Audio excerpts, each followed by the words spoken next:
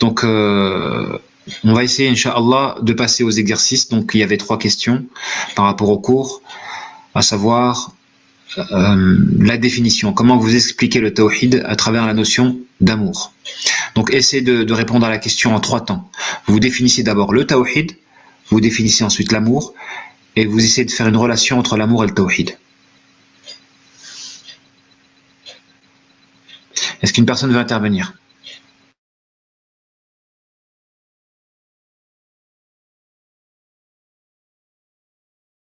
Les questions, elles étaient juste à la fin de la vidéo, normalement. Il y avait 3 questions. Donc, la première question, c'est d'expliquer le tawhid à travers la notion d'amour. La deuxième question, c'était quel état vous tirez de l'oraison de ce matin, en fait, parce que je l'ai fait tard, je l'ai fait ce matin. Et la troisième question, c'était de quelle manière on peut participer à la tribu At-Tawwab dans notre relation avec les autres. Alors, les sœurs, j'ai oublié de poster le lien. Abonnez-vous à la chaîne YouTube pour recevoir. Ouais, là, c'est de ma faute. Je pense que certaines ont reçu la notification et d'autres pas. D'accord, dans tous les cas, ils peuvent improviser. Donc, la première question, essayez de, à travers les connaissances que vous avez, d'expliquer le tawhid à travers la notion d'amour.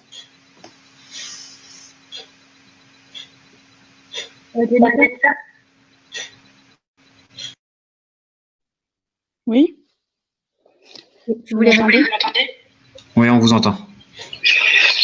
Alors, j'ai écrit que le tawhid, c'est l'amour suprême, l'amour unique pour Allah, et que l'amour qu'on donne aux créatures doit être l'amour pour Allah et celui aussi qu'on reçoit. Je ne sais pas si je suis dans le sujet. Alors, je vais simplifier. D'abord, je vais essayer de poser une question simple. Pour vous, c'est quoi le tawhid? Le tawhid, c'est la croyance pure et unique. Qui dit croyance dit forcément amour. Est-ce qu'il y a une autre personne qui voudrait renchérir sur la question et apporter un complément? Pour vous, qu'est-ce que le tawhid? Tania?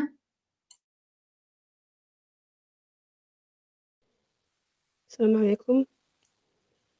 Wa alaykoum salam. Moi, bon, le tawhid, c'est que vraiment, il n'y a rien qui passe avant Dieu, en fait. Et moi, dans ma réponse, j'ai mis, je vais dire ce que j'ai mis parce que sinon j'ai oublié des choses.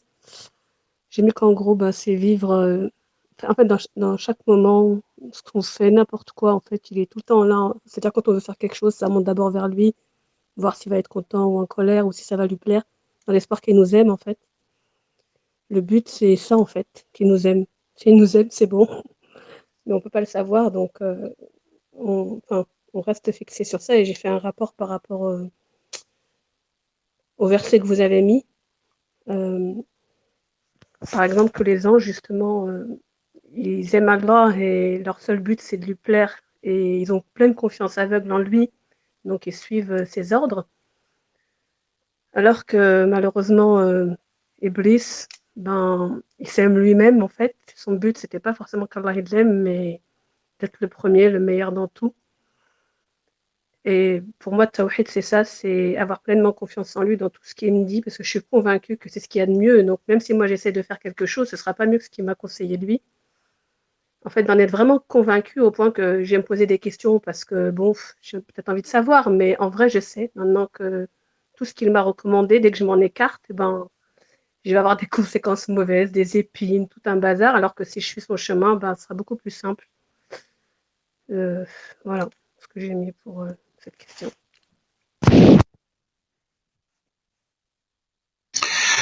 Barakallahu fik. Donc, elle a apporté une notion qui est très importante, à savoir l'action de mettre en priorité Allah subhanahu wa ta'ala. Hein, donc, c'est vrai que c'est une lecture que l'on peut avoir, valoriser. On valorise. Donc, le tawhid implique de valoriser Allah subhanahu wa ta'ala.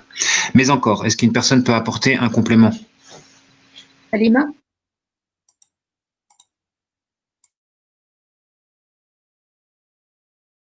De Lille.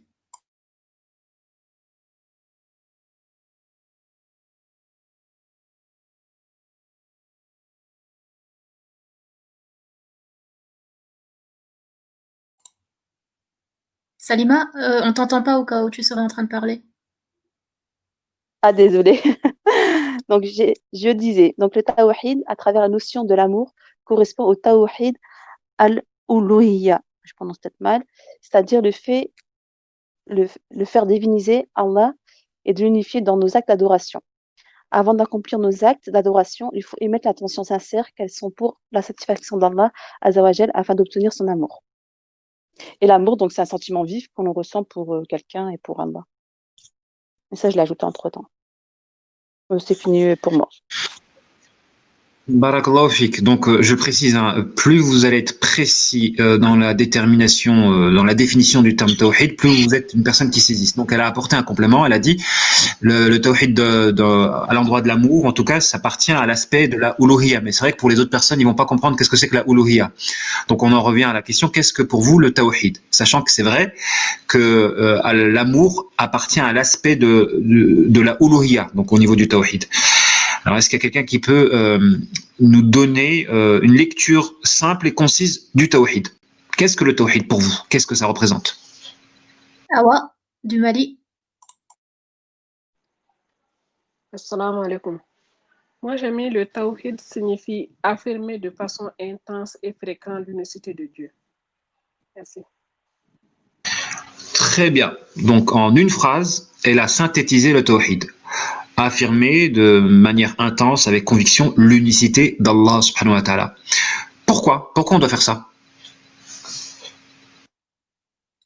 Rabab, Luxembourg. Oui, moi j'ai mis. Est-ce que je réponds à ta question, Mehdi? Ouais, ce serait bien que tu rebondisses sur la question et après tu peux rapporter ton complément. Est-ce que tu peux la répéter, s'il te plaît?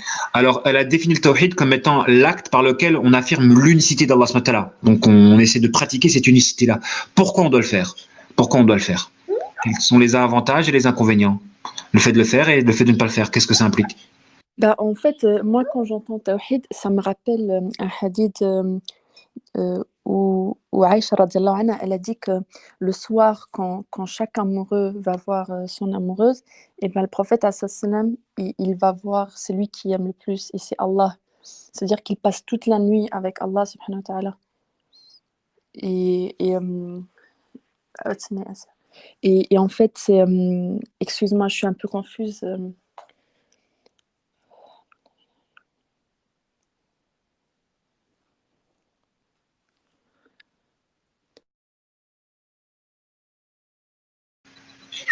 En tout cas, très bien. C'est vrai elle a apporté un complément à l'endroit, enfin, elle a apporté une réponse à l'endroit de l'amour.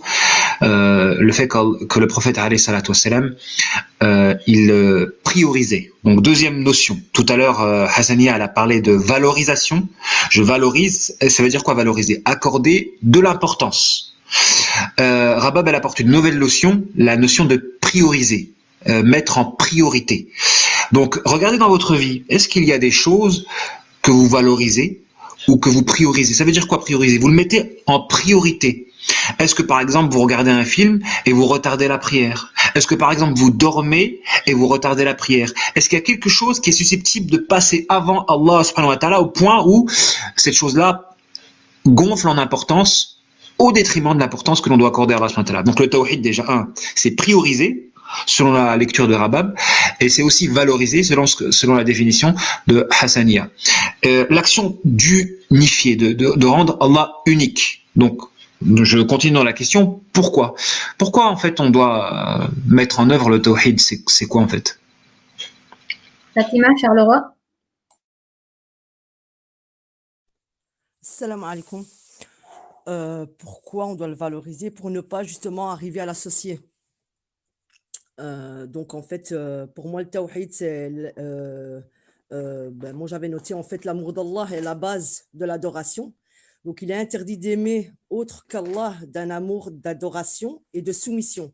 Donc on voue notre adoration à Allah et à lui seul.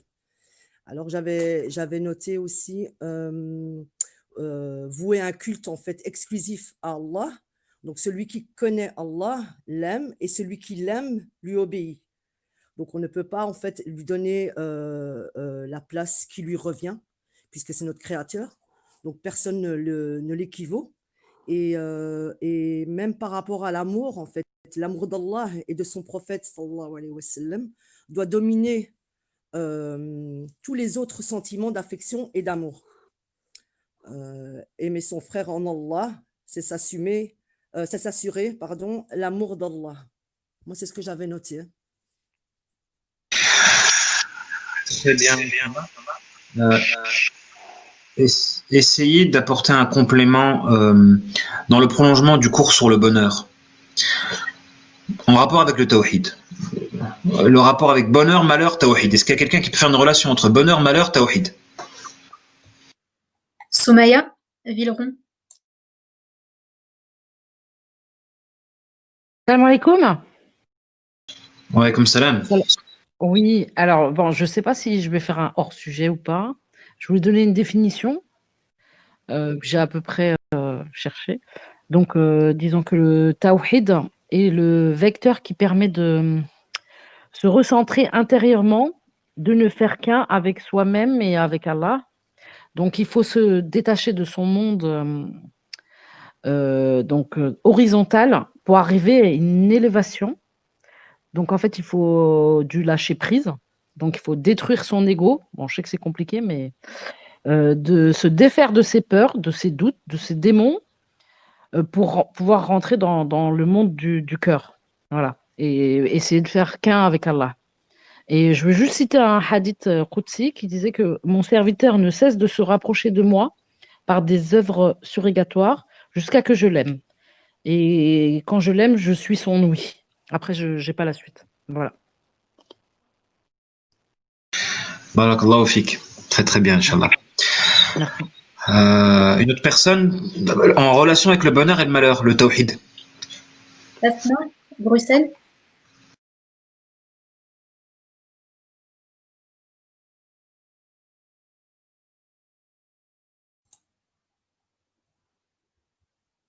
Asma, c'est à toi.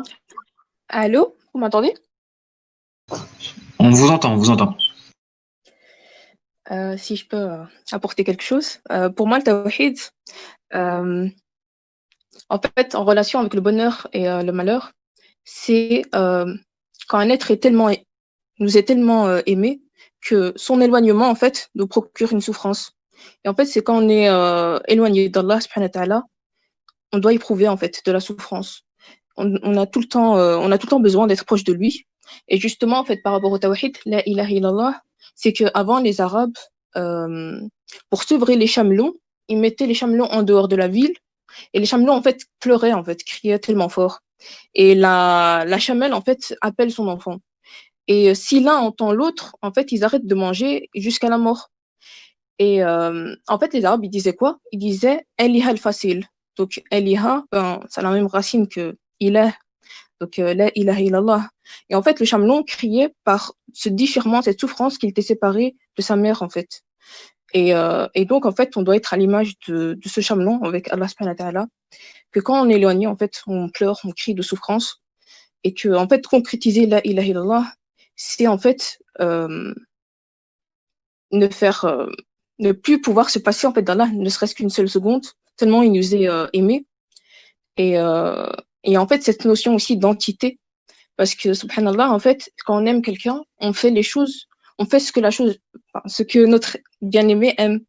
On va faire et ne pas faire pour le satisfaire. Et en fait, il y a cette notion de sincérité. Et justement, Surat Al-Ikhlas, la sincérité, elle aborde juste le tawhid, en fait. Qul huwa Allahu ahad, Allahu samad. Et en fait, le tawhid, en fait, c'est avoir cet amour tellement fort qu'on parvient à être sincère dans tout ce qu'on fait pour Allah, afin de le satisfaire, et d'être déchiré lorsqu'on est éloigné de lui, et de trouver le bonheur qu'auprès de lui. Et voilà. Donc, excellente intervention d'Assa Asma. On garde la parabole qu'elle a citée, l'image qu'elle a citée par rapport au chamelon, pour l'amour. Et même pour la tribu At-Tawwab. On garde cette image-là parce qu'elle va nous être utile. Je vais apporter un complément, je vais rajouter un complément pour pas qu'on perde beaucoup de temps. Donc, en rapport avec le bonheur et le malheur, en fait, c'est simple. C'est que si vous appliquez le tawhid, vous rentrez au paradis. Si vous n'appliquez pas le tawhid, vous allez aller en enfer. Déjà ça, pour la destination après la mort, en fait, notre clé pour le paradis, c'est le tawhid. Notre clé pour rentrer dans l'islam, c'est le tawhid. Pour être considéré comme musulman, il faut dire quoi? Il faut dire la ilaha illallah. Pas uniquement le dire avec la langue, il faut aussi le pratiquer. Mais c'est la clé de l'entrée dans l'islam et c'est la clé du paradis, avec les différentes dents que sont les piliers, etc. Et même dans son application, réaliser le tawhid nous rentrera dans le bonheur. Pourquoi? Parce que le malheur, essentiellement, il découle de quoi? Il découle il découle du fait qu'on court derrière des choses illusoires. Vous souffrez quand vous avez un idéal que vous ne parvenez pas à atteindre. Voilà, vous allez souffrir quand vous avez la dépression, c'est quoi? La définition de la dépression, c'est qu'on n'arrive pas à atteindre un idéal. On devient dépressif parce qu'on n'arrive pas à atteindre un idéal. Donc, du coup, dès qu'on commence à idéaliser un autre qu'Allah subhanahu wa ta'ala, après là, on rentre dans la notion de divinité. À partir de quel moment une chose, c'est une divinité? Et qu'on n'arrive pas à l'obtenir, parce qu'il n'y a que Allah subhanahu wa ta'ala qui est vrai, donc en dehors d'Allah subhanahu wa ta'ala, il n'y a que des choses illusoires. Si on atteint le degré de la divinisation d'un autre qu'Allah subhanahu wa ta'ala, on va souffrir de l'abandon et de l'inaccessibilité de notre idéal. Dépression, parfois violence, problèmes, etc., etc. Du coup, la souffrance et le malheur, ils découlent de la non-pratique du tawhid. En fait, c'est déjà, de prime abord, aborder la notion de tawhid à travers le fait que c'est la clé du bonheur. Comme la non-pratique peut être la clé du malheur. Dans cette dunya-là, mais aussi dans la vie après la mort. Déjà, juste ça. On revient à la définition. Donc, la définition du tawhid, c'est de mettre en œuvre l'unicité divine. C'est-à-dire, c'est quoi mettre en œuvre l'unicité? Concrètement, c'est quoi? Ça veut dire quoi? Rendre un Allah. Le rendre un. Ça veut dire quoi? Nawal? Mulhouse?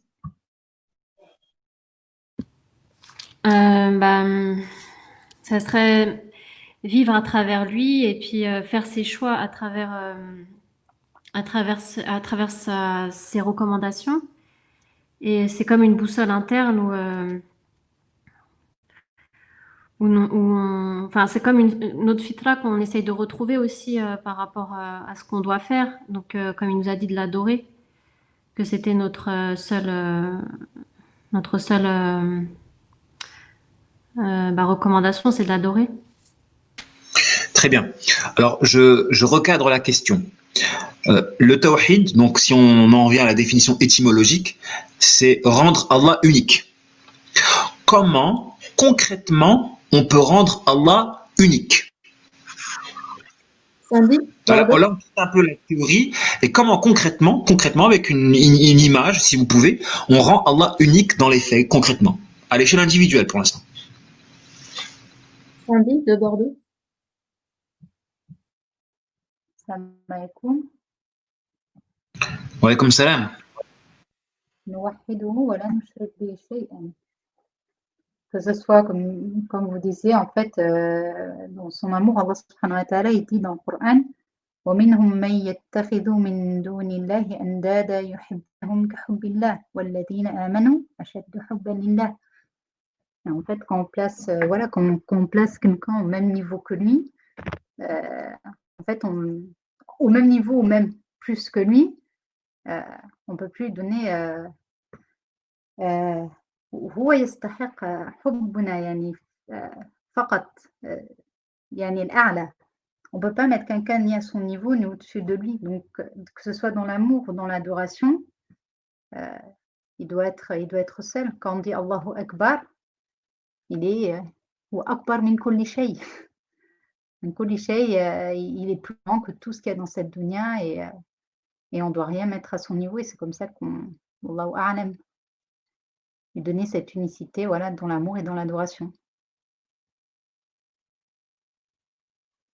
Très bien. Donc elle a exprimé à travers l'image de l'action de dire Allahu Akbar. Toujours, on élève Allah subhanahu wa ta'ala. Donc elle ajoute une notion supplémentaire. Tout à l'heure, Hassani, elle a parlé de valorisation. Rabab, elle a parlé de priorisation, de prioriser. Et là, la sœur Dujana, elle apporte l'action d'élévation. C'est vrai que le tawhid, selon une lecture, c'est de faire en sorte que la parole d'Allah soit la plus haute. لِتَكُنْ كَلِمَةُ اللَّهِ الْعُلْيَا. Donc le fait d'élever la parole d'Allah subhanahu wa ta'ala. Donc là, voilà, concrètement, donc élever Allah, prioriser Allah, valoriser Allah, dans les faits, c'est quoi le témoin? Bon, la question est un peu complexe, mais c'est vrai que si vous la saisissez, vous pouvez avoir une image concrète de comment on pratique le tawhid. C'est quoi l'objectif? Souria, Damien.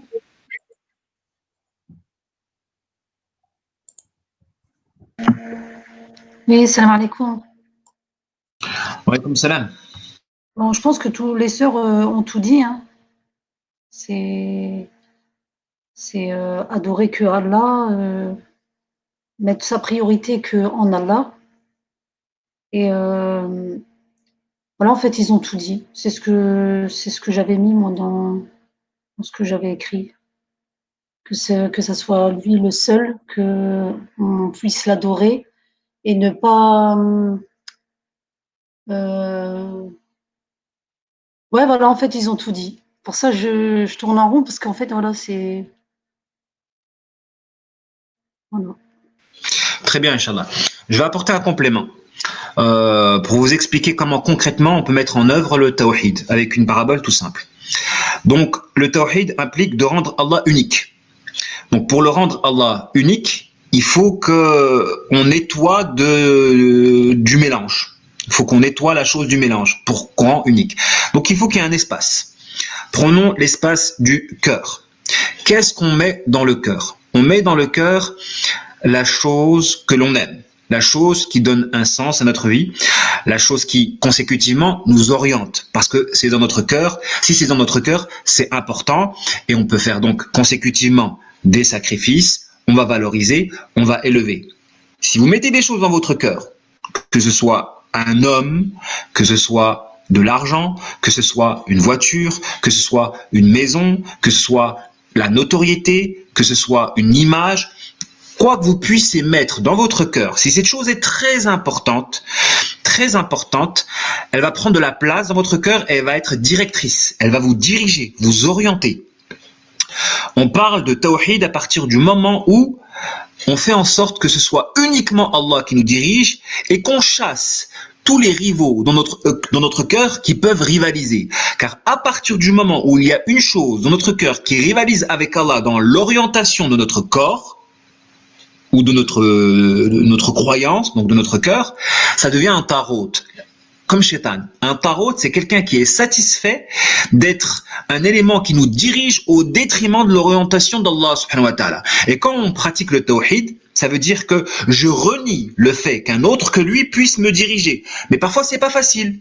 Parfois, on est dirigé par des choses qui sont naturelles, des sentiments que l'on peut avoir à l'endroit des personnes qui nous tiennent à cœur. Une mère, un père qui ne sont pas dans le dîn, par exemple, ou des fois on est attiré par des choses naturelles, la nourriture pendant la période du jeûne. Pratiquer le tawhid, c'est comment faire en sorte que le seul être qui nous dirige soit Allah subhanahu wa ta'ala. Et Allah va nous éprouver. Il va nous éprouver à travers des choses qui sont susceptibles de nous désorienter par rapport à sa volonté. Donc, le tawhid, concrètement, comment il se pratique? Il faut qu'on nettoie notre cœur de tout être, de toute chose, de toute idole susceptible de rivaliser avec lui dans l'orientation de notre être. À partir du moment où il y a quelque chose dans notre cœur qui prend de l'importance, ça risque de devenir une divinité. Et si ça prend de l'importance, on valorise, on fait des sacrifices pour cette chose. Et forcément, ce qui en découle, c'est que dès qu'on valorise un autre qu'Allah subhanahu wa ta'ala et dès qu'on fait des sacrifices pour cette chose-là, qu'on l'élève, qu'on accorde de l'importance, Allah il donne une règle. Il a donné une règle, c'est que si tu divinises un autre que lui, tu vas te retrouver méprisé et abandonné.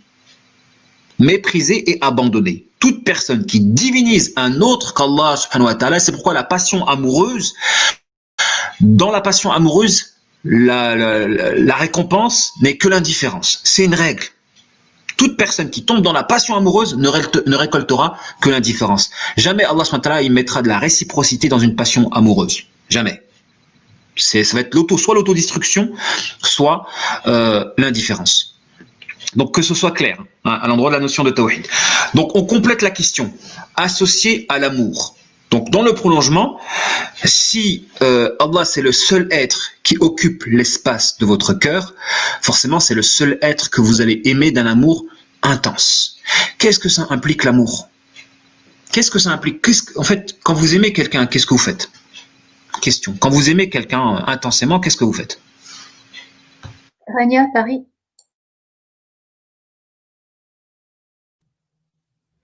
Salam alaikum. Je ne sais pas si je vais Alaikum répondre salam. parce que c'était tout à l'heure, mais j'ai mis le véritable amour est pour Allah uniquement. Toute sorte d'amour doit être pour et par Allah.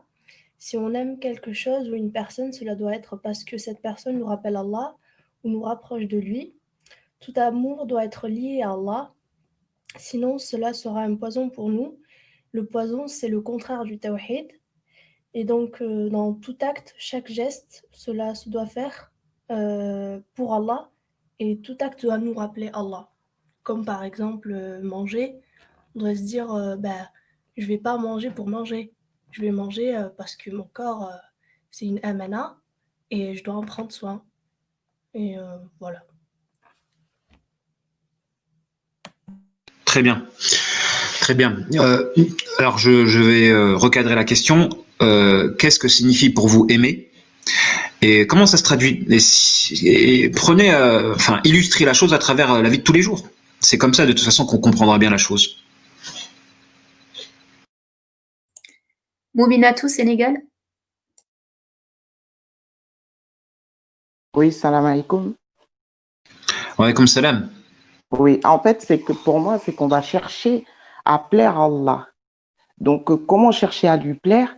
C'est lui demander, en fait, qu'il nous aspire de faire des choses, de nous montrer comment, en fait, l'aimer et comment faire des actes qui pourront rentrer dans son agrément.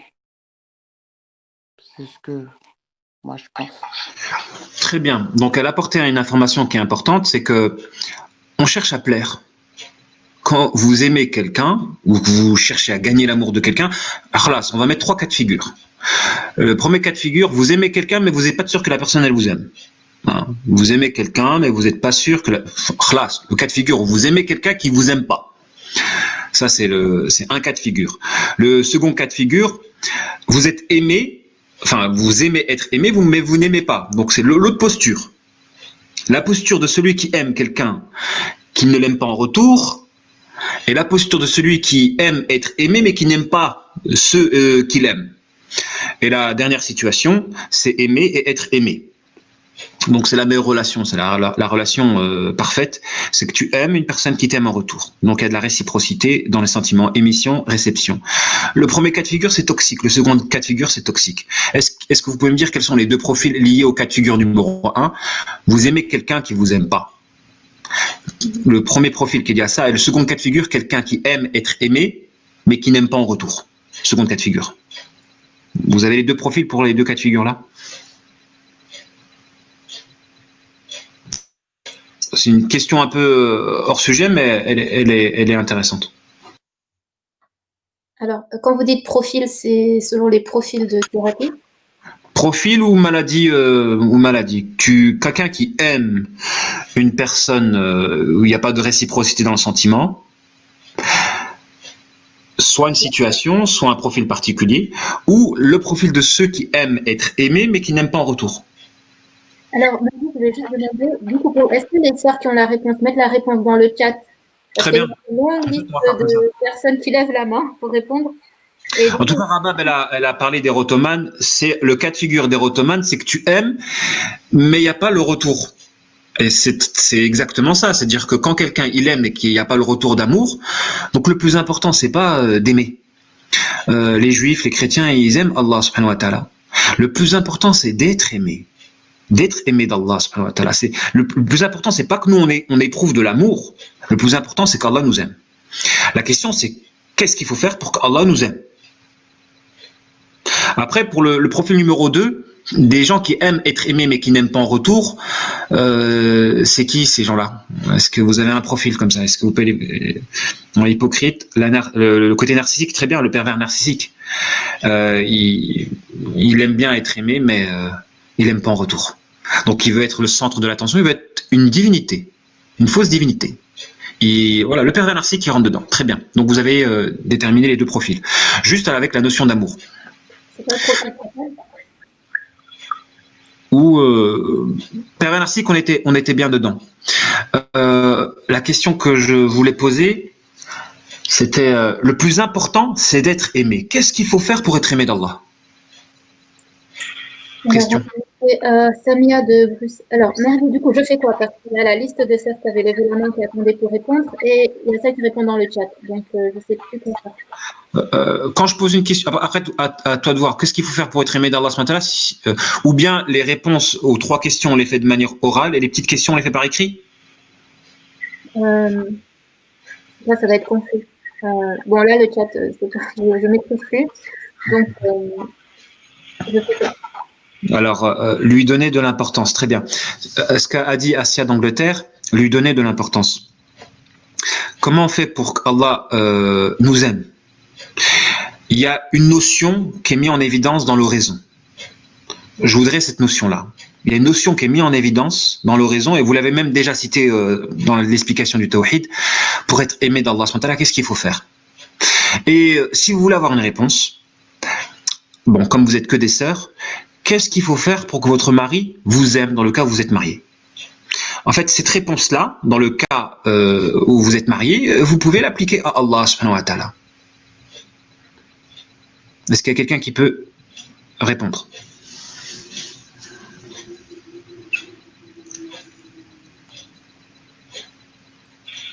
Là, du coup, allez-y, parce que là, je sais même plus où ça en est. Donne la parole alors. Donne la parole à si quelqu'un peut intervenir.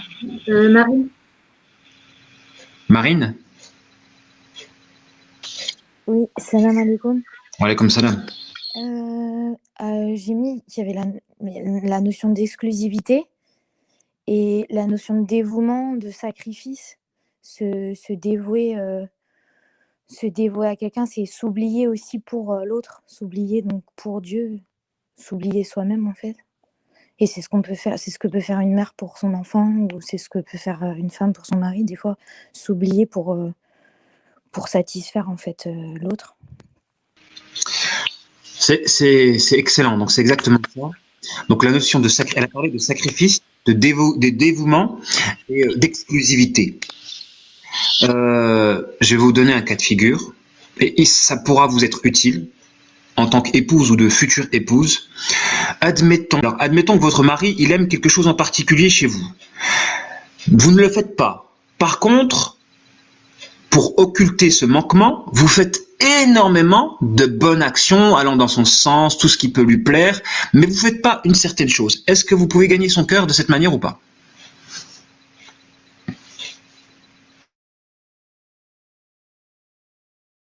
Bon, apparemment, il y a plein de noms dans le chat. Oui, là, c'est parti en freestyle. Ça dépend, oui. S'il est bien vu, non. Je ne sais pas, Sabrina à Marseille.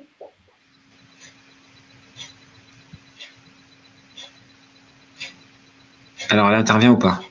Sinon, on donne la parole aux femmes mariées. Alors. Salam alaikum. Oui, pardon. Moi, je pense que non, que pour atteindre quelqu'un, il faudrait savoir ce qu'il aime. Par exemple, pour une personne, comme vous avez donné l'exemple du mari, il faudrait savoir la chose la plus. Ça m'avait fait penser à un cours sur YouTube que le frère Mahdi avait donné, et il parlait du prophète Youssef alayhi salam.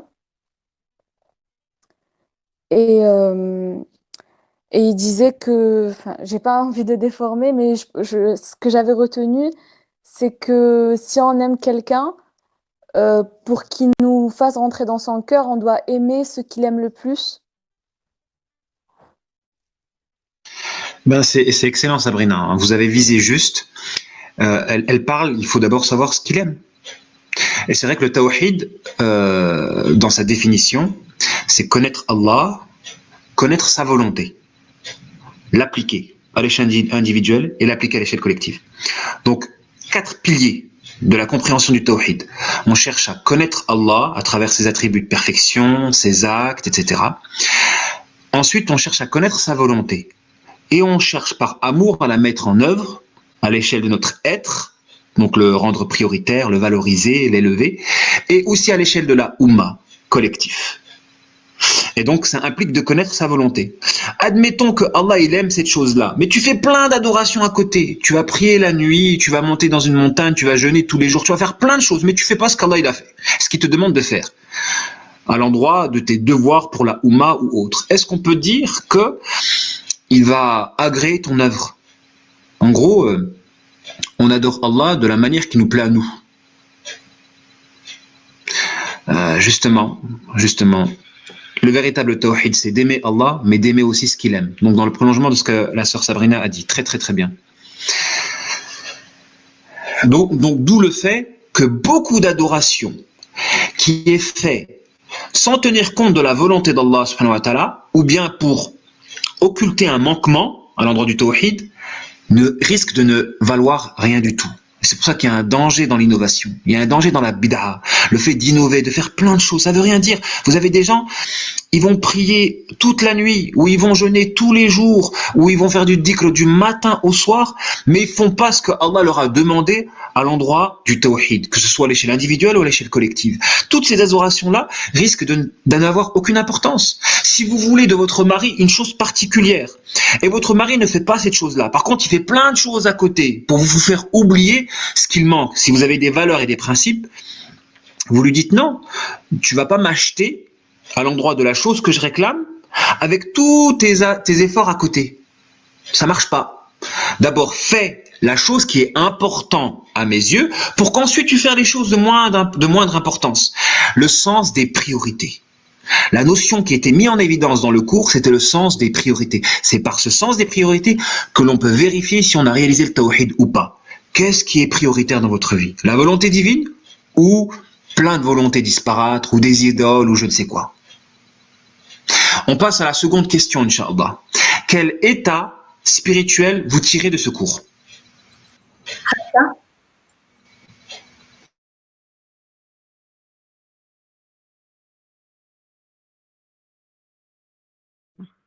Salam alaikum. Wa alaykoum salam. Moi, c'est pas pour répondre à la question. J'avais une question par rapport à la première question sur le tawhid. Et je ne sais pas si c'est hors sujet. Il y a quelque chose qui me perturbe. J'ai compris que voilà, il y a le tawhid al-uluhiyya, isma wa sifat et al-rububiyya. Mais ce qui me perturbe, c'est quand on dit comment on unifie Allah ou comment on rend unique Allah alors qu'on sait que par essence, Allah il est unique. C'est plutôt ça qui me perturbe. Bon, c'est une bonne question. Allah, il est unique. Il est unique de manière absolue. Indépendamment de toi, il est unique.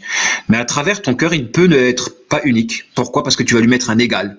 Si à partir du moment où tu aimes à fond, je sais pas, tu aimes à fond ta mère au point où ta mère, si elle te dit d'arrêter de faire la salade parce qu'elle aime pas que tu pratiques la religion, et si tu l'écoutes, c'est comme si tu l'adorais. Et Allah n'est pas unique. Dans ton cœur, si tu écoutes quelqu'un qui te pousse à désobéir à Allah subhanahu wa ta'ala ou à rendre légal ce qui est interdit ou interdit ce qui est légal.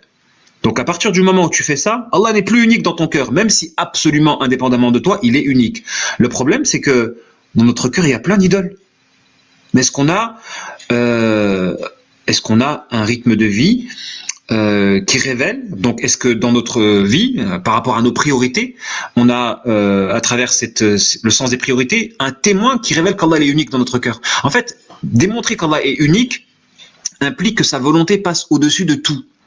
Est-ce que la volonté d'Allah, elle passe au-dessus de tout? Est-ce qu'on parvient à se lever à 2h, 3h du matin pour lutter contre notre ego qui veut dormir?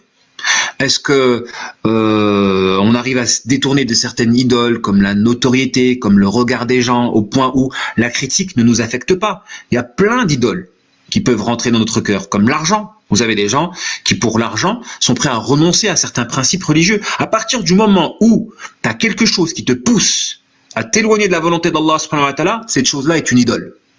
Après, il y a des familles d'idoles. Le regard des gens est une idole. Un homme qui te dit de faire ce qui est interdit de faire, c'est une idole. T'as des gourous qui peuvent être des idoles à partir du moment où il te dit de faire quelque chose au point où tu vas le valoriser. Il y a plein de types d'idoles. Et donc, dans notre cœur, le fait de douter d'Allah, subhanahu wa ta'ala, de ne pas placer notre confiance en nous. Vous avez des gens qui vont diviniser les médicaments. Ils vont être accrochés aux médicaments en pensant que la guérison est dans des pilules. Ben, c'est comme s'ils divinisaient la pilule. Au point où si je ne prends pas ma pilule, je risque de mourir. Donc, ils s'accrochent à la pilule. Autant, vous avez des gens qui vont diviniser des sorciers en pensant que le sorcier a un pouvoir. Vous avez des gens qui vont diviniser des objets tout court en pensant que tel objet est béni. Et que à travers cet objet-là, on peut se rapprocher d'Allah subhanahu wa ta'ala. Donc, il y a plein de manières de donner un égal à Allah subhanahu wa ta'ala. Il est unique dans l'absolu, mais à travers notre cœur, quand on introduit des idoles, il ne devient plus unique. Pour nous, relativement à nous, en tant qu'être humain, parce que ce qui nous spécifie, c'est qu'on a la caractéristique de lui donner un égal. C'est-à-dire de donner un autre sens à notre vie que le sens défini par Allah subhanahu wa ta'ala. À partir du moment où je mets dans notre cœur un autre qu'Allah, c'est que tu acceptes qu'un autre que lui peut donner du sens à ta vie.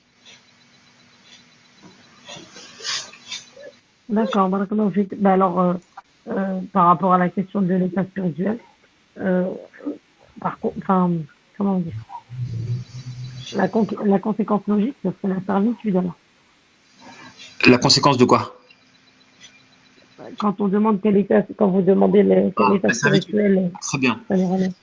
Très bien, la servitude. Est-ce qu'il y a une autre personne qui peut rapporter un état qui a été tiré de l'oraison par rapport au cours de ce matin? Donc la servitude. Sakina, de Grenoble. Salam alaikum. Wa alaykoum salam. Moi, c'était seulement pour une question sur ce que vous avez dit juste avant. Je voulais juste savoir comment dissocier le fait que quand on aime vraiment beaucoup quelqu'un et que du coup on le fait passer avant Dieu sans vraiment le vouloir, et quand on sait qu'on fait passer quelqu'un sans le vouloir, dans le sens où dans un cas d'emprise par exemple. Alors, ce qui est particulier concernant l'amour, c'est vrai que quand quelqu'un tombe dans une passion amoureuse, on parle pas de shirk, bien que dans les faits, c'est un peu ça.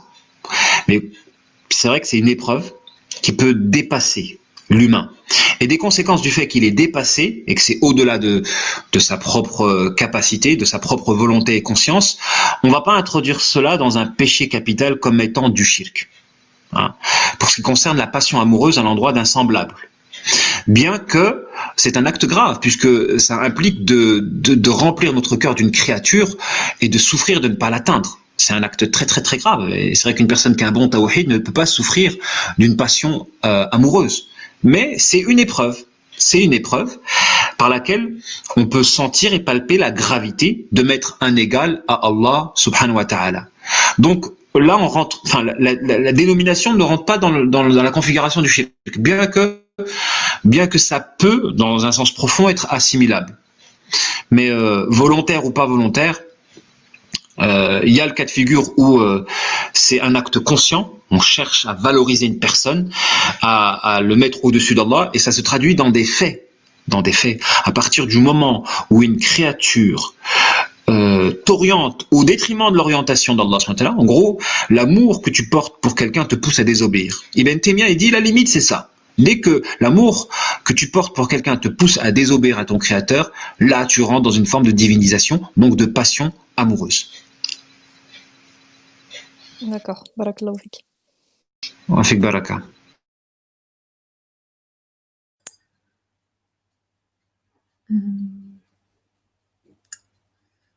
Nora, de Romainville. Oui, salam alaikum. Wa alaykoum salam. Voilà, je voudrais poser une question sur ce que vous venez de dire parce que ça me concerne énormément. À partir du moment où on se rend compte que voilà, on a dépassé des limites et que bon, comme vous avez dit, c'est une sorte de shirk le fait de tomber amoureuse d'un homme passionnément et de vivre toutes ces années avec lui.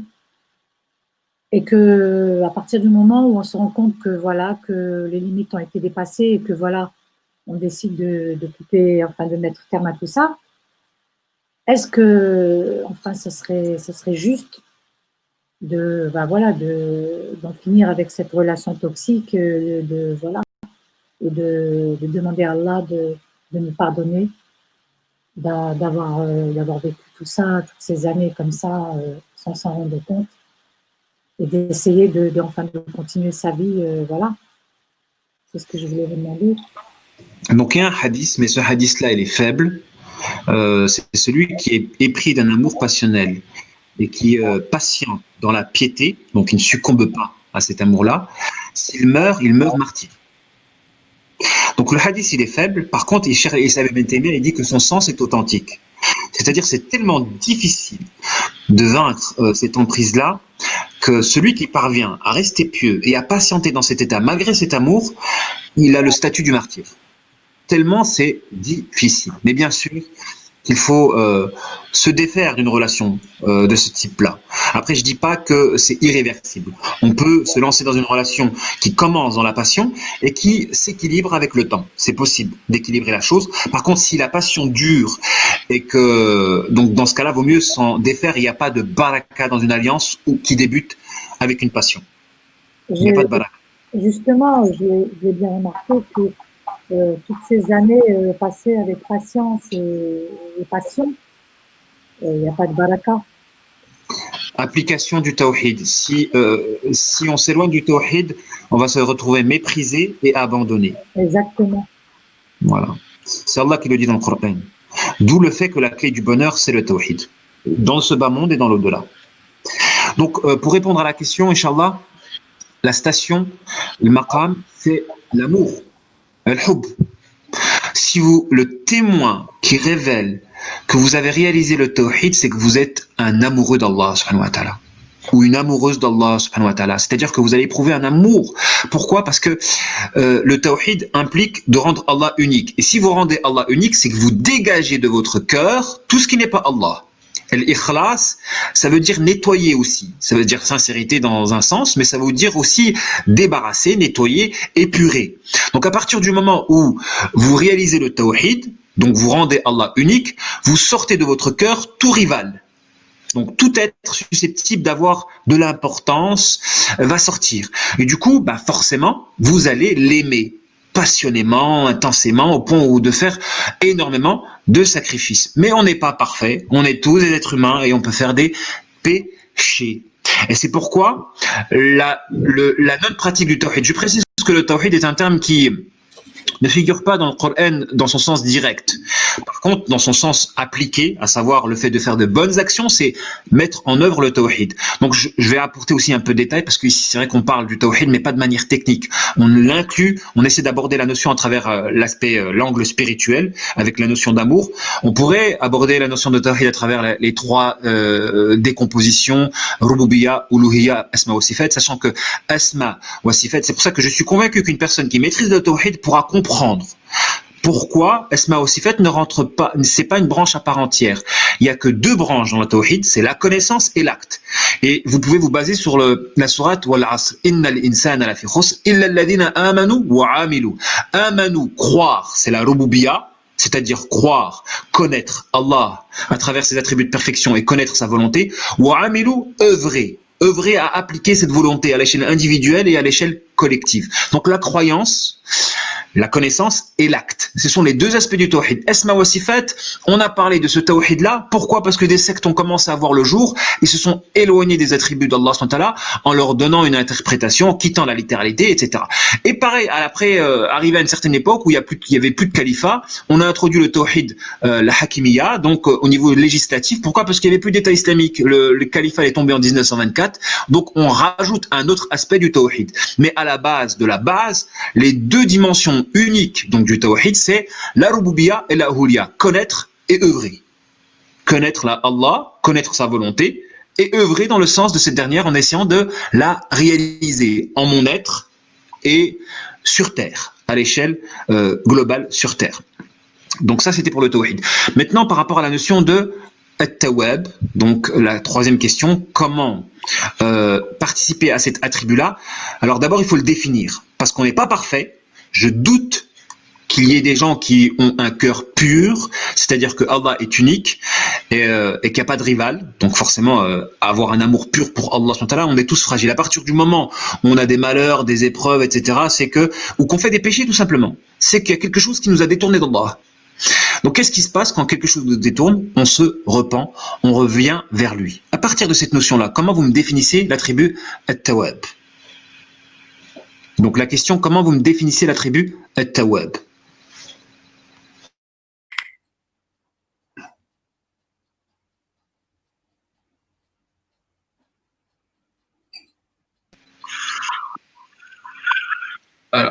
Alors, qui est-ce qui va intervenir? Nassera, j'ai envie.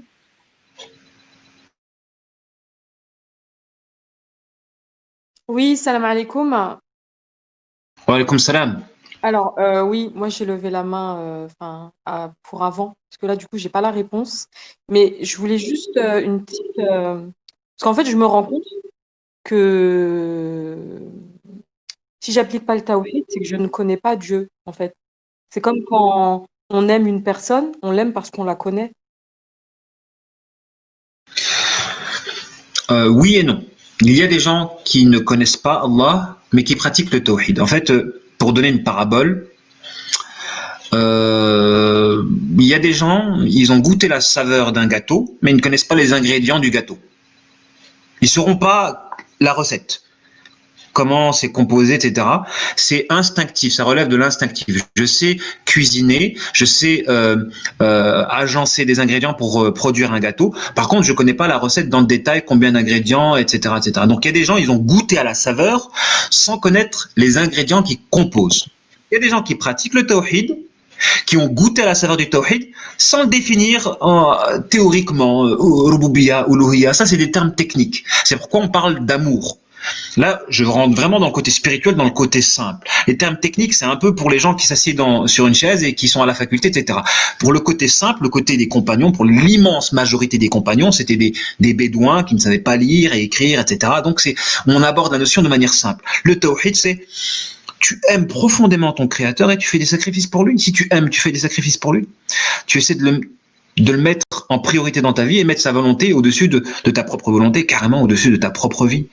Les compagnons ont vraiment réalisé le tawhid de manière parachevée. Pourquoi? Parce qu'ils étaient prêts à sacrifier leur propre vie pour la ilaha illallah. Leur propre vie avait moins d'importance. Ça, c'est le sacrifice suprême. On ne peut pas aller au-delà de ça. Mais bien sûr, il faut connaître Allah subhanahu wa ta'ala. Si tu connais pas Allah subhanahu wa ta'ala, en fait, la connaissance d'Allah, elle est essentielle. Pourquoi? Parce que sans la connaissance d'Allah, tu ne pourras pas établir un ordre de priorité. Donc, mettre en œuvre le tawhid. Parce que le tawhid, ça implique de mettre Allah prioritaire. Mais si tu connais pas la volonté d'Allah. Oui, c'est ça, en fait. C'est comme, enfin, si par exemple, je devais comparer ça à un humain, je vais apprécier un humain parce qu'on va me dire, par exemple, si je le connais pas, il est gentil, il est comme ça, enfin, c'est avec toutes ces qualités-là que je vais aimer la personne. Mais c'est vrai que si finalement, si aujourd'hui, je ne ressens pas cette chose-là, c'est que je me rends compte que je connais pas Dieu en réalité. Enfin, je le connais pas dans le sens. Très bien. Donc là, la connaissance, elle se traduit en volonté, en prise de conscience. Très bien. Mais dans le cas de figure où tu connais quelqu'un parce qu'il a des qualités, il est beau, il est gentil, etc. Mais tu fais pas ce qu'il aime. Tu penses que ça va marcher la relation? Non. Ça va pas marcher la relation. Le parachèvement de l'amour, c'est qu'après aimer la personne que tu aimes, tu cherches à réaliser sa volonté. Tu cherches à le satisfaire. C'est quelque chose de inné. Il aime bien ça, il aime bien ça, il aime bien ça. Tu te poses des questions à ton mari, tu dis si tu aimes bien ça, je vais essayer de le faire. Je vais essayer de réaliser ta volonté avant même que tu me l'exposes. Non, mais des fois, je sais que ça peut arriver. Par exemple, je sais pas, une personne, elle aime la lecture. Nous, d'un coup, on va aimer la lecture. Mais parce que c'est inconscient, en fait. On essaye de faire la même chose que la personne. Enfin, on essaie de reproduire ce que la personne fait, finalement, et ce qu'elle aime, surtout. Très bien, Inch'Allah. Alors on avance. L'attribut At-Tawwab, qui est-ce qui peut me donner son sens?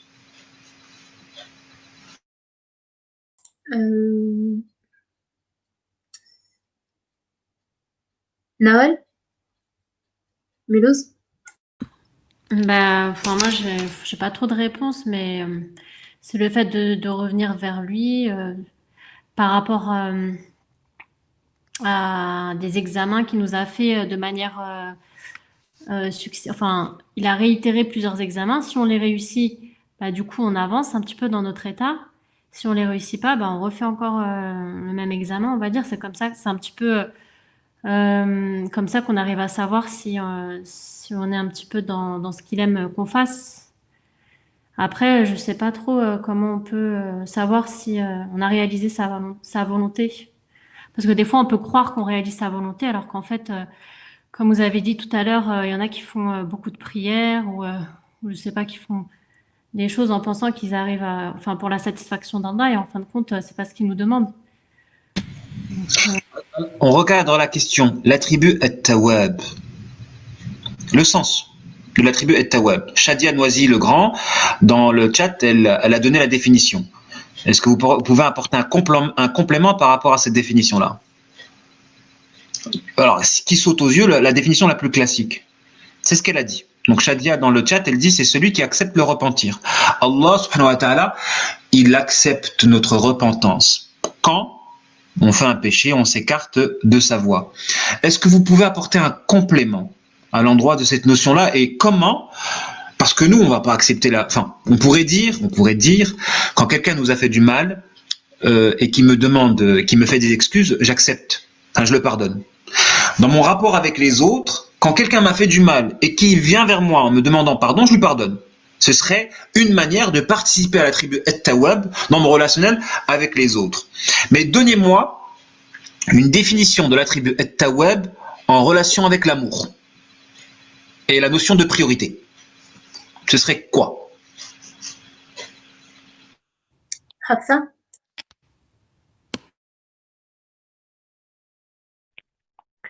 Oui, salam alaikum. Moi, j'allais dire, c'est celui qui compatit. Parce que quand on revient, on demande, on fait notre tauba. C'est un peu qu'on s'est rendu compte qu'on a fait une erreur et qu'on est allé à l'encontre de sa volonté.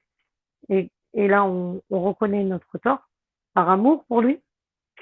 Et At-Tawwab, il compatit à notre faute et il accepte se repentir. Donc la notion de compassion. Bon, c'est vrai qu'on est plus dans la miséricorde là. Alors, est-ce qu'il y a quelqu'un qui peut apporter un complément particulier autour de la notion At-Tawwab, autour du nom At-Tawwab? Khadija, Turquie?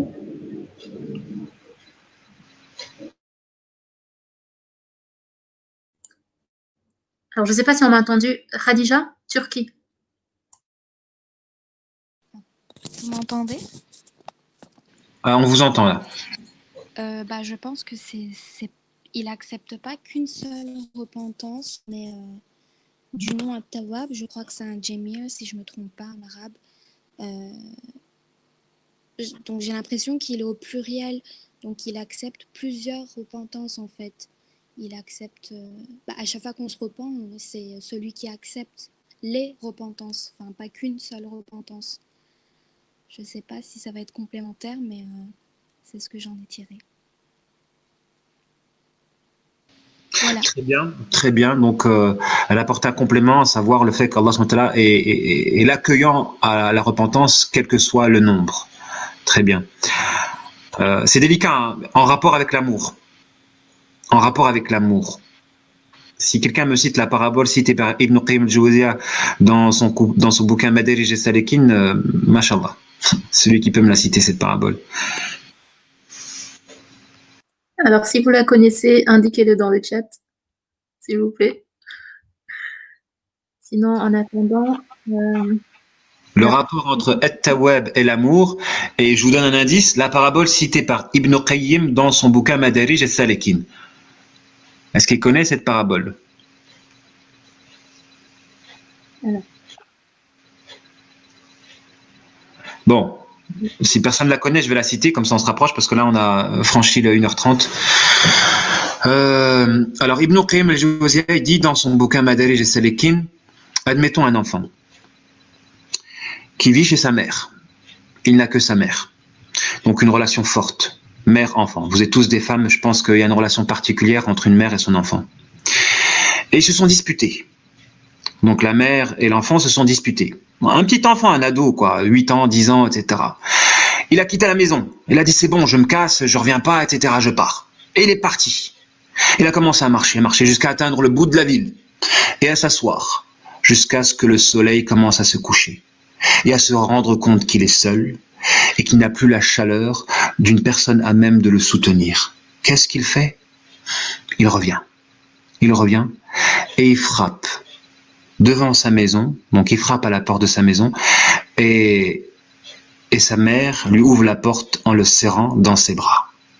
Donc c'est une parabole qui met en évidence que lorsqu'on s'écarte d'Allah subhanahu wa ta'ala, en constatant que l'éloignement s'est fait pour quelque chose qu'il ne méritait pas, à comparer l'enfant. L'enfant, il a quitté sa mère parce qu'il s'est embrouillé avec elle pour avoir rien du tout. C'est le soleil, il s'est couché, il était au bout de la ville, il n'y avait personne, il n'y avait pas son toit, il n'y avait pas de repère, il n'y avait pas d'amour, il n'y avait rien. Qu'est-ce qu'il a fait? Il est revenu. Donc, et après, il a attendu sa mère qui l'a accueilli à bras grands ouverts. La notion d'at-tawwab est liée à celle de essentialité, essentielle. D'ailleurs, quand est-ce qu'on regrette? La repentance, c'est le regret. On regrette uniquement quand on constate qu'on s'est écarté de quelque chose d'essentiel. Vous ne pouvez regretter vos péchés qu'à la condition que, lorsque vous comparez la chose qui vous a poussé à désobéir à Allah, avec Allah, vous constatez, subhanallah, mais ça ne méritait pas de désobéir. Ça veut dire que, comparé à Allah, cette chose-là, vous l'avez valorisée au détriment d'Allah, mais vous regrettez d'avoir manqué l'être essentiel pour quelque chose qui n'était rien du tout. Donc, at-tawwab, à travers cette image-là, pourrait se traduire par l'essentiel, l'être essentiel. Au point où, si on le manque, on regrette. Parce que c'est toujours quand on manque l'essentiel qu'on regrette. On regrette toujours de manquer l'essentiel par rapport à quelque chose de moindre importance. Mais là, c'est pire, c'est pas que c'est moindre importance. C'est pour ça qu'on doit parler du tawhid à travers la notion de shirk. Le shirk, c'est une injustice. À partir du moment où tu donnes le droit d'Allah à un autre que lui, tu commets un acte grave parce que tu donnes le droit à quelque chose qui est pur, néant, au détriment de l'être dont l'existence est absolue. Donc la notion d'at-tawwab, quand on l'associe avec la notion d'amour, c'est vrai que c'est la notion d'al-inaba, le retour vers Allah. L'enfant, quand il a constaté qu'en étant au bout de la ville et que le soleil commence à se coucher, qu'il commence à avoir froid, il se dit subhanallah, qu'est-ce que j'ai fait? Et il est contraint à revenir. Et dans ce retour-là, c'est al-inaba, le retour vers Allah subhanahu wa ta'ala. Et Allah, il attend. Il tend la main le jour pour accueillir le repentir de celui qui a péché la nuit, et il tend la main la nuit pour accueillir le repentir de celui qui a péché le jour. Il attend. Il attend. Appliquer cet attribut-là dans notre relationnel avec les autres, attendez. Attendez le retour de ceux qui, étant dans votre cœur, se sont écartés. Soit par un destin, là je parle même pas d'une embrouille où quelqu'un vous a fait du mal et vous attendez que la personne vous demande pardon. Attendez comme Ya'qub a attendu son fils Youssouf. Attendez, avec conviction, wallahi la personne va revenir. Tôt ou tard elle reviendra. Si c'est pas dans ce bas monde, ce sera dans l'au-delà. Voilà pour ce qui en était pour le cours. Est-ce que vous avez des questions par rapport à ça?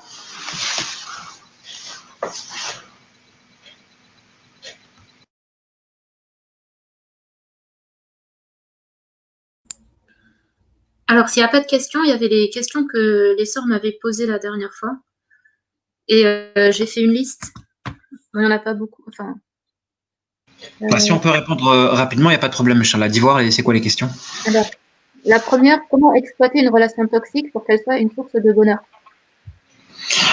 On essaiera de répondre à cette question-là dans la matière profilage, parce que c'est prévu. C'est prévu, je pense, c'est dans le 2e ou le 3e cours, même c'est dans le cours de thérapie, donc en spiritualité, comment nourrir la lumière à travers les ténèbres. Grosso modo, quand vous parvenez, quand la lumière, elle se mélange avec les ténèbres, quand quelqu'un de bien se mélange avec quelqu'un qui fait des péchés, c'est soit celui qui fait des péchés l'emporte et qui détourne la personne qui est bien, ou soit le contraire, la personne qui est bien, qui pousse la personne à faire des péchés, à arrêter de faire des péchés. À partir du moment où votre lumière, elle pousse à canaliser quelqu'un qui fait des péchés, votre lumière se nourrit de ténèbres. Voilà l'explication. Mais de l'autre côté, les ténèbres peuvent se nourrir de la lumière. Plus une personne égarée arrive à vous détourner du droit chemin, plus elle gonfle en énergie ténébreuse. Alors, la question suivante, qu'est-ce que la spiritualité? Qu'est-ce que ça sous-entend par rapport à l'islam? La spiritualité, c'est le cœur de l'islam, c'est l'action de vivre notre foi pour se libérer d'une religion pratiquée de manière mécanique et traditionnelle. On a besoin de spiritualité, de vivre des choses profondes. En fait, le côté spirituel, c'est le côté intérieur. Spirituel vient du terme esprit. Donc, les choses se décomposent toujours en deux, la forme et le fond. La lettre, l'esprit. Donc, l'enveloppe, le fruit. Toutes les choses se décomposent en deux. La spiritualité, c'est l'aspect intérieur. Et l'islam, c'est vrai que c'est les deux. C'est l'extériorité, c'est le droit, et c'est aussi la spiritualité. Et en tant que musulman, on doit avoir des deux. Mais c'est vrai que les gens se sont spécialisés dans la dimension spirituelle, mais il faut aborder l'islam de manière globale. Et c'est vrai que bon, durant les cours, enfin, on va parler. Alhamdoulilah. On va parler de spiritualité, c'est-à-dire l'aspect intérieur de l'islam, vivre votre foi, vivre des états, le cœur, etc. Parce que une pratique extériorisée sans spiritualiser, ça donne quoi? Ça donne des gens qui vont prier et qui n'aura pas de foi. Le prophète alayhi salatu wassalam, il a dit, à la fin des temps, les mosquées vont être remplies et vous ne trouverez pas un seul croyant à l'intérieur, comme signe de la fin des temps. Parce qu'il n'y a pas de spiritualité, c'est-à-dire que c'est que de la forme. On prie, on fait le hajj, on va à la mosquée, on fait des salades. C'est que de la forme. Il n'y a pas de spiritualité. La spiritualité, c'est ce qu'on fait. On parle d'amour, on parle d'humilité, on va parler de crainte, on va parler d'espoir, on va parler de miséricorde. Mais il ne faut pas que ce soit uniquement théorique. Il faut qu'on le vive. Et c'est pourquoi je vous demande de le vivre à travers une oraison profonde que vous devez nous partager pour qu'on puisse vivre des choses. Et si on vit ces choses-là, ça va se transformer en énergie qui va transformer nos actes. Et c'est ça l'islam authentique. Wallahi, c'est ça l'islam authentique. Les véritables adeptes du prophète alayhi salatu wassalam, ils vivaient leur islam. Ils avaient un islam spirituel, profond. Mais il ne faut pas faire que de la spiritualité. Il y a aussi du droit. Il y a aussi de l'économie. Il y a aussi des activités physiques et sportives. Il y a aussi du relationnel. L'islam, c'est global. Mais le cœur, la base, c'est la spiritualité. Le caractère est-il lié à l'enfance ou est-il inné? Le caractère est-il lié à l'enfance ou est-il inné? Les deux. Il peut être inné. Allah subhanahu wa ta'ala peut attribuer des caractéristiques particulières. C'est une réflexion que je me faisais vis-à-vis des fils de rois, des fils de gouverneurs. À l'époque des Omeyyades, quand les Abbassides ont fait tomber les Omeyyades, il y avait un fils de roi qui est parti de Syrie et qui est parti en Andalousie. Automatiquement, dès qu'il est parti là-bas, il est devenu roi là-bas, il a établi un califat là-bas. J'ai réfléchi sur ça. Comment est-ce possible que cette notion de force de caractère se transmet uniquement par hérédité? Oui. Quand vous avez eu un ancêtre qui était très profond spirituellement, quand il pense à vous, ou bien quand vous connaissez votre héritage culturel ou historique de par vos ancêtres, vous absorbez une énergie qui définit votre caractère. Est-ce que c'est inné? Ouais, il y a de l'hérédité. C'est pas lié uniquement qu'à l'enfance, il y a un côté héréditaire, mais c'est vrai que les traumas, les traumatismes peuvent déterminer sur le caractère. Donc la réponse, c'est oui pour les deux. L'enfance peut jouer sur le caractère, comme il y a quelque chose d'inné. Allah subhanahu wa ta'ala peut vous choisir et à travers cette élection-là, définir plus ou moins votre caractère. S'il vous donne la générosité dès l'enfance, c'est qu'Allah subhanahu wa ta'ala vous a choisi pour quelque chose de particulier. Et c'est vrai que notre objectif aussi, c'est d'activer. C'est que vous parvenez à vous connaître profondément.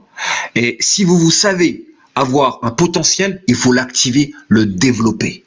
Ce serait un gâchis pour votre vie si vous vous savez capable de faire de grandes choses et que vous ne les réalisez pas. À cause d'une vie monotone, coincée dans je ne sais quel département en France sous un ciel gris, sous la pluie, en mode confinement en plus. Alors, peut-on participer à l'attribut al-witr en étant le meilleur avec les gens? Est-ce que ce n'est pas se mettre à l'égal d'Allah en ne voulant pas être égalé par les autres? Participer dans l'attribut al-witr en étant le meilleur, non. La notion de meilleur par rapport aux gens, faut pas. On ne se définit pas meilleur par rapport aux autres. Là, c'est un défaut. La notion de witr implique la notion... Le meilleur avec les gens, en étant le meilleur avec les gens ou envers les gens. Avoir un bon comportement avec eux, oui, donc. Envers les gens. Et dans le prolongement, est-ce que ce n'est pas se mettre à l'égal d'Allah en ne voulant pas être égalé par les autres?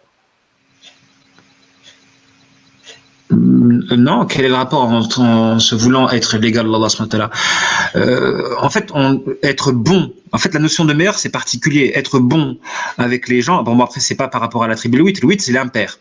Donc, c'est celui qui cultive l'autonomie des autres. Donc, qui est bon parce qu'il cultive un peu l'autonomie. Il permet à des gens d'être plus ou moins autonomes. Et il ne peut le faire qu'à travers Allah subhanahu wa ta'ala. Il peut le faire. Donc, participer à entretenir l'autonomie de certaines personnes. C'est une vertu, c'est une qualité, mais il n'y a pas de rivalité par rapport à la subhanahu wa ta'ala. On va refléter le divin. D'ailleurs, notre mission en tant que, et c'est ça la spiritualité, c'est de refléter Allah. On doit refléter Allah. À force de faire des actes surérogatoires, Allah va nous aimer. Et quand il va nous aimer, il va être l'œil avec lequel on le verra, l'ouïe avec laquelle on l'entendra, la main avec laquelle il s'isera, le pied avec lequel il marchera. C'est-à-dire que on va refléter la volonté divine. On sera un reflet d'Allah subhanahu wa ta'ala. Mais on est convaincu, nous, de manière spirituelle, et ça c'est l'état du choukr, que tout le bien qu'on fait, c'est pas nous qui le faisons. Ça, faut en être convaincu. Celui qui pense qu'il fait du bien et que c'est lui qui le fait indépendamment d'Allah, il est dans le man. Le man. Et ça, c'est un égarement qui peut annuler toute la récompense de ses œuvres. Tout le bien qu'on fait ne vient pas de la créature.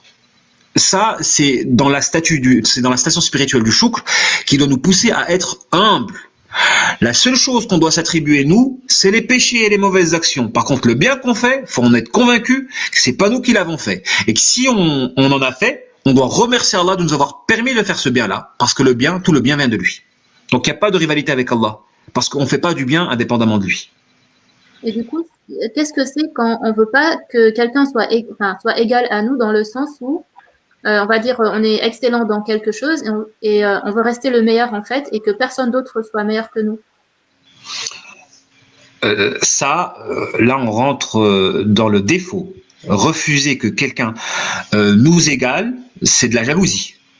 Là, c'est le défaut, c'est-à-dire qu'à partir du moment où on veut exceller, en fait, l'émulation, c'est noble.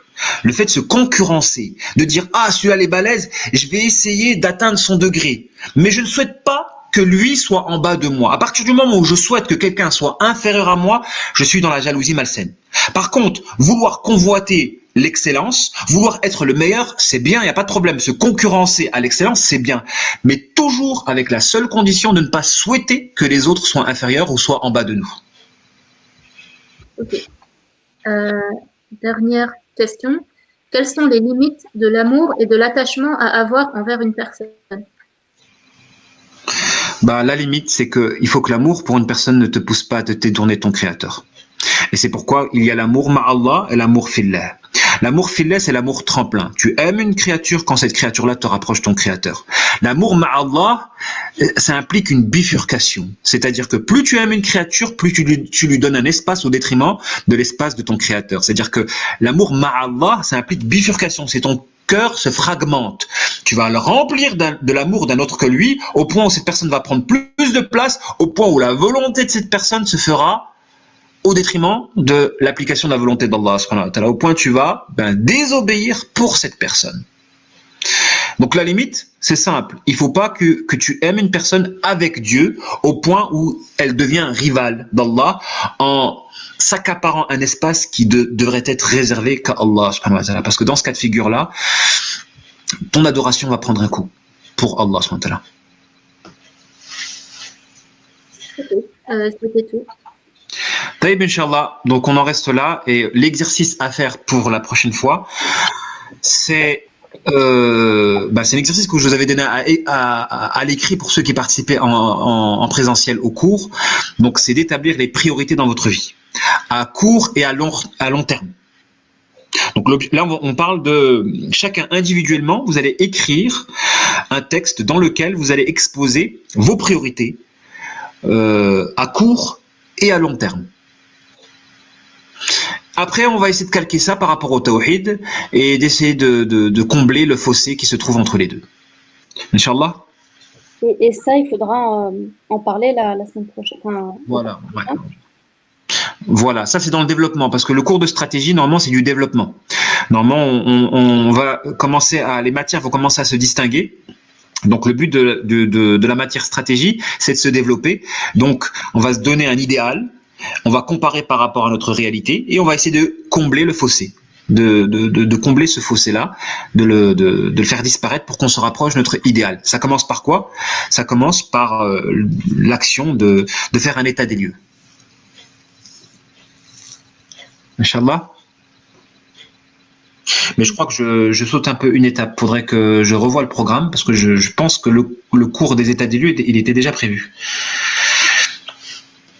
De toute façon, Inch'Allah, Karima, tu leur repréciseras par écrit l'exercice. Il faut que je revoie le programme parce que je pense que le cours sur l'état des lieux, c'est d'être le 3e ou le 4e, je ne sais plus. D'accord. Donc pour l'instant, ce sera juste écrire les priorités. Inch'Allah. وآخر دعوانا أن الحمد لله رب العالمين. السلام عليكم. وعليكم السلام ورحمة الله.